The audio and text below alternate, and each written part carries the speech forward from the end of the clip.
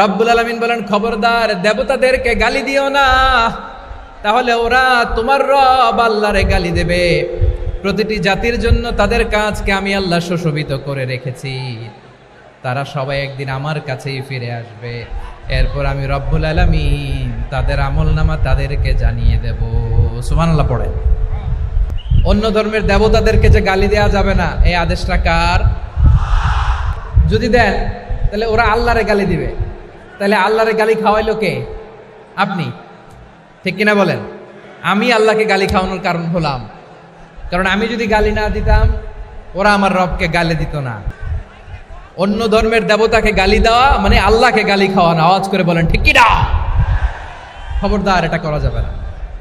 আর অন্য ধর্মের দেবতাকে যদি আপনি গালি দেন, ওরা ইসলাম থেকে দূরে সরে যাবে। যাও ইসলামের প্রতি আকৃষ্ট হয়েছিল আর কোনোদিন ইসলামের ধারে কাছে আসবে না। আওয়াজ করে বলেন ঠিক কিনা?